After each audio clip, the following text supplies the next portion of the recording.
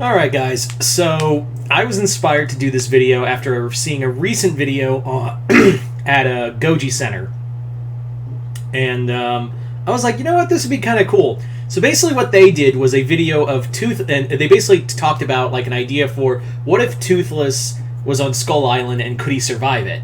And I was like, you know what, that'd be kind of cool. I'm not a How to Train Your Dragon fan, but I was kind of thinking, what if we had a different animal altogether living on Skull Island? And I've had different animals on here. Like, I've done videos of, like, could Godzilla survive on Remnant?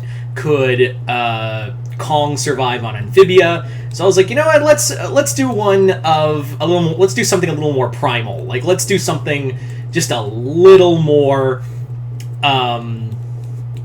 Let's do something a little more, like, violent. And that, as you can see, could the Indominus survive on Skull Island? Like, could the Indominus Rex live on Skull Island? Now, what you have to take into account is that when I say Skull Island, I mean the recent movie. I mean the recent movie. Because really, there's a lot you could say that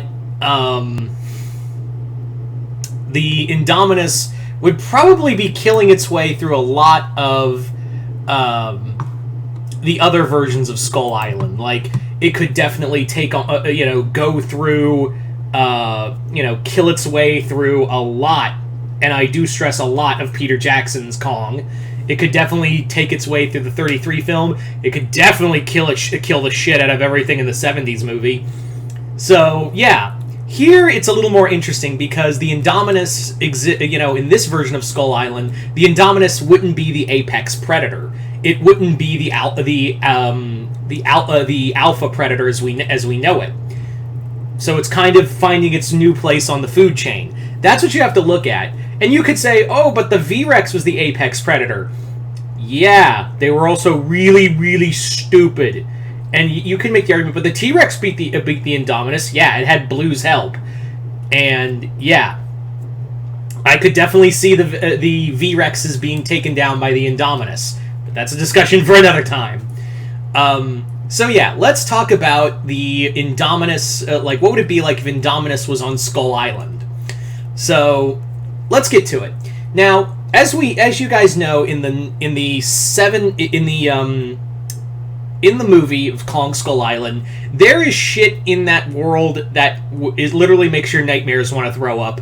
And that's not all of them. There are other creatures out there that are, that exist in this place that are even way, way worse than what you first thought of. Like, there are things out there that we never got to see in any way, shape, or form. There was stuff out there that we never saw in this universe. So there's stuff that we only saw in the comics.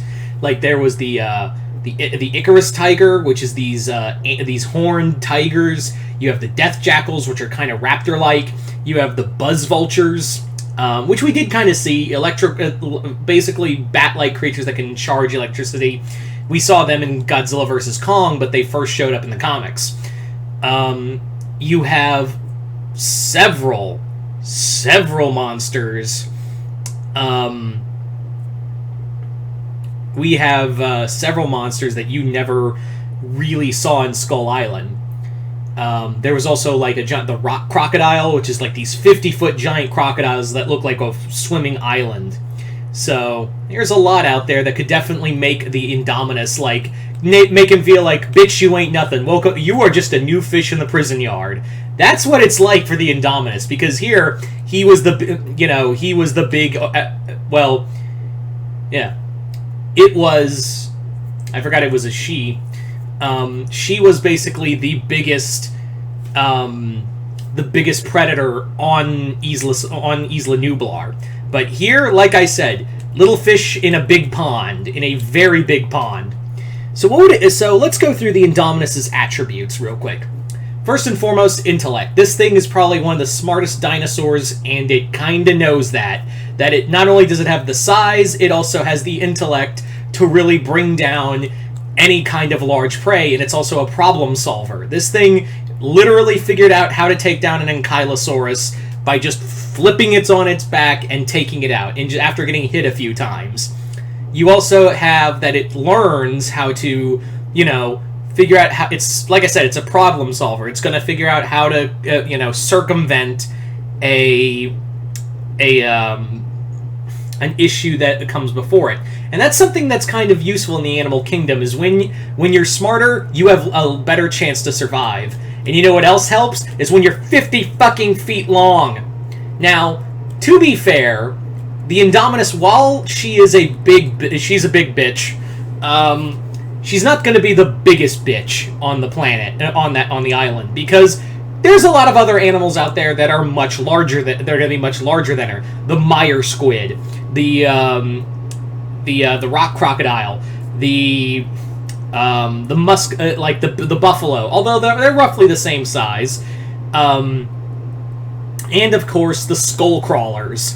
Now, the juvenile skull crawlers are usually roughly the same size as the Indominus, if not a little bigger. But an adult skull crawler, yeah, that's a much larger predator. That is a much larger, more aggressive predator. But, like I said, the Indominus does have, of course, the fangs, the claws, the smarts, and it also has a little trick that it's known to camouflage. So, you add camo to your arsenal, to hide from larger predators and lower your body temperature. You're probably going to have a better chance to survive against someone who is larger than you. Now, I do see that a predator like the Indominus is probably going to be looking for food in various open fields. I do see it that it's probably going to learn that, hey, if I stay too long near the rivers, I'm going to be food. It's probably going to realize that something like the squid or the crocodile is going to come up and fucking yeet it in the river and drown it. So that's what you have to look at with this, is that the two predator, like a predator like that, is going to realize, because even lions do this. If you want to look at like most animals that are predators that do kind of take a lot of inspiration from that, look at lions and tigers. They know that, like, if they stay too long near the fucking river, a crocodile is going to come along and snatch them into the water. So I think the Indominus, realizing that it wouldn't be the biggest predator, it would just take a few quick sips and then deuces. It would also be looking to hunt for, prey like buffalo and the antelope that we saw. It would probably also take on those huge ox that we see. I think it would kind of like learn that, hey, if I jump on its back and rip into it, I think I got a good shot. But here's the thing that the Indominus has to contend with that it didn't contend with the first time around. And what is that? Fucking competition. It's got to deal with the death jackals. It's got to deal with the Icarus tigers. And above all else, all the other predators out there, it has to contend with the skull crawlers and Kong, most of all. Now, Kong's a vegetarian. That's the thing. But Kong would realize that the Indominus doesn't belong here. This thing's a psychopath. I need to kill it. And Kong towers over the Indominus. Remember, this is Monsterverse Kong. So he would definitely just go splat with the moment he sees the Indominus. So the Indominus would probably know, I can't fight that thing, I need to run the moment I see it. But the other thing is, like I said, for competition for food, yeah, this thing has to constantly battle for prey, and it never had to do that before. And sometimes, some of these animals are pack hunters.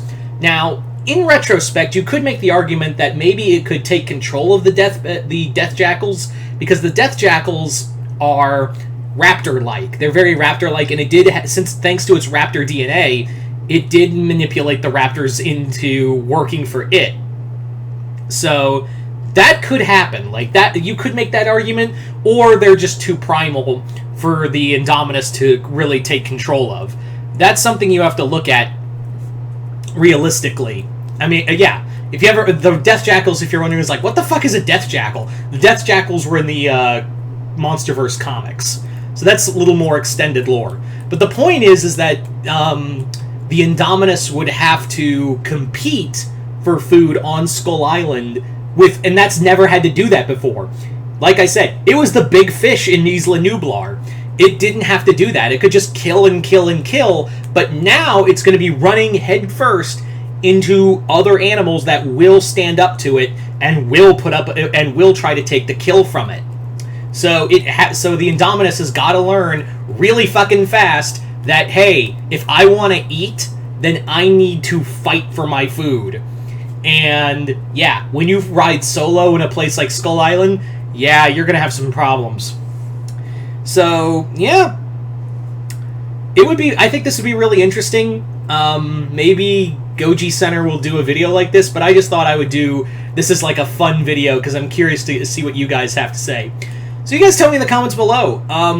What do you guys think that the Indominus could survive on Skull Island? Just comment below, let me know. Other than that, hope you all enjoyed this. I'm Mr. Multiverse. I'll see you next time in the Multiverse.